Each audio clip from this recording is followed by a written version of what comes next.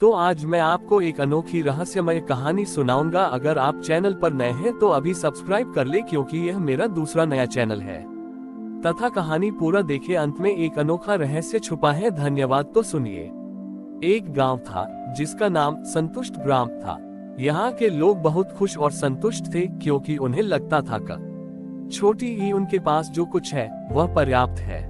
वे कभी भी किसी से ईर्ष्या नहीं करते थे और हमेशा एक दूसरे की मदद करते थे। लेकिन गांव में एक बुरा आदमी था जिसका नाम करमचंद था। करमचंद बहुत लालची था और उसे ये संतुष्टि पसंद नहीं थी। वह मानता था कि जीवन में सफलता पाने के लिए दूसरों से आगे निकलना जरूरी है। करमचंद हर दुर्गा पूजा के समय अपनी दौलत का प्रदर्शन करता था। वह सबसे महंगी मूर्ति बनवाता था और सबसे बड़ा पंडाल सजाता था। गांव के लोग उसके दिखावे पर ध्यान नहीं देते थे, लेकिन करमचंद को लगता था कि उसकी दौलत ही उसकी सबसे बड़ी पहचान है। दुर्गा पूजा का समय आया। करमचंद ने एक बहुत ही भव्य पंडाल बनवाया और उसमें एक कीमती मूर्ति स्थापित की। उसने गांव के लोगों से कहा, तुम सब मेरी तरह मेहनत करो तो तुम्हें भी सफलता मिलेगी। गांव के लोग मुस्कुराए, लेकिन उन्होंने कुछ नहीं कहा। वे अपनी सादगी में ही खुश थे। नवरात्रि के 9 दिनों तक करमचंद ने अपनी दौलत का प्रदर्शन किया। लेकिन 9वें दिन एक अजीब घटना घटी। जब वह पंडाल में गया तो उसने देखा कि देवी की मूर्ति की आंखें बंद थीं। करमचंद हैरान हो गया। उसने पंडित जी को बुलाया और पूछा, ऐसा क्यों हो रहा है? उद्धरण चिन्ह। पंडित जी ने कहा, ये देवी का प्रकोप है। करमचंद बहुत चिंतित हुआ। उसने सोचा कि वह क्या करे। उसने मंदिर के सामने जाकर देवी से कहा, माँ, मैंने अपनी पूरी दौलत आपके चरणों में रख दी है, फिर भी आप नाराज क्यों हैं? उद्धरण चिन्ह। तभी एक चमत्कार हुआ।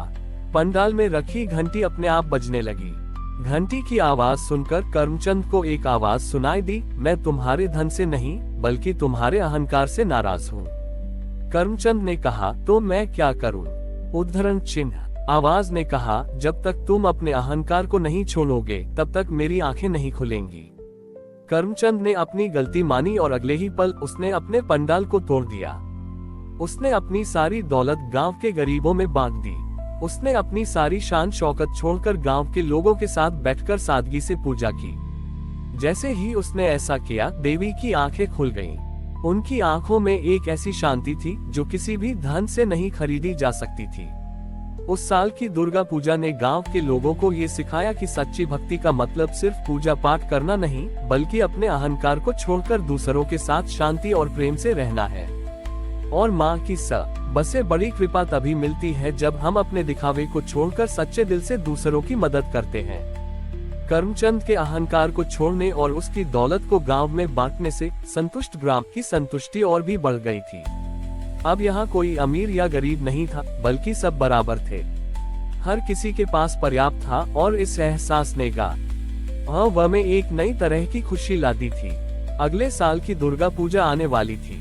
इस बार गांव के लोगों ने कोई पंडाल नहीं बनाने का फैसला किया। इसके बजाय उन्होंने मिलकर एक संतुष्टि का उत्सव मनाने का फैसला किया। इस उत्सव में कोई दान या दिखावा नहीं था, बल्कि हर कोई अपने अपने घर से एक ऐसी चीज लेकर आता था जिससे उसे सबसे ज्यादा संतुष्टि मिली हो। करमचंद अपनी सबसे पुरानी और सबसे कीमती साड़ी लेकर आया, जो उसकी दादी ने उसे दी थी। गांव की एक महिला अपनी मेहनत से उगाए गए चावल लेकर आई।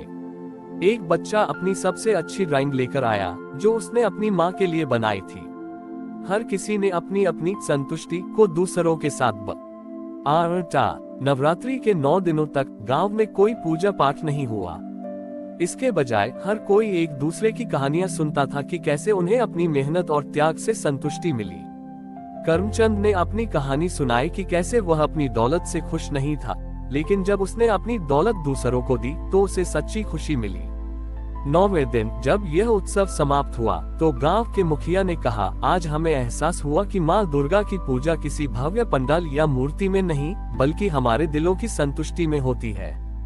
तभी एक चमत्कार हुआ। पंडाल में रखी मूर्ति, जो पिछले साल करमचंद के अहंकार से बंद हो गई थी, वह अपने आप चमकने लगी।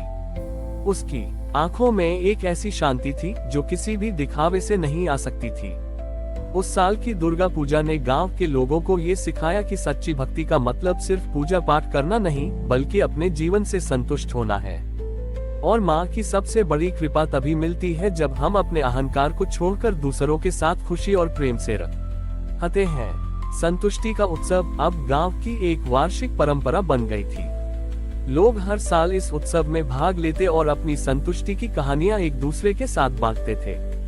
गांव में अब कोई भी अमीर या गरीब नहीं था, बल्कि सब संतुष्ट थे।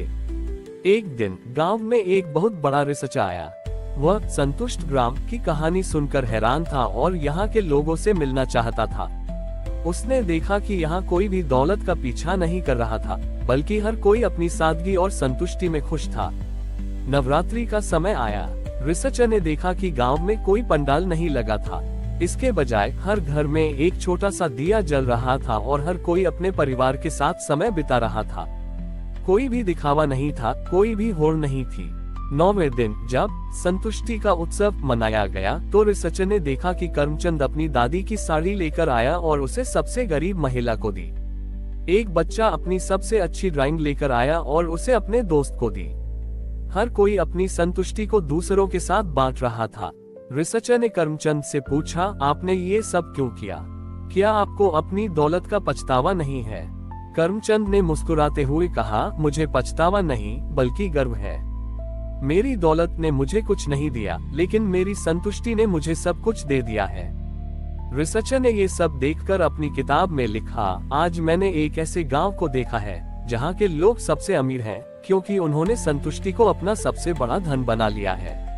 उस साल की दुर्गा पूजा ने गांव के लोगों को ये सिखाया कि सच्ची भक्ति का मतलब सिर्फ पूजा पाठ करना नहीं, बल्कि अपने जीवन से संतुष्ट होना है। और माँ की सबसे बड़ी कृपा तब होती है जब हम अपने अंदर की खुशी को दूसरों के साथ बांटते हैं। संतुष्टि का उत्सव अब गांव की एक वार्षिक परंपरा बन गई थी।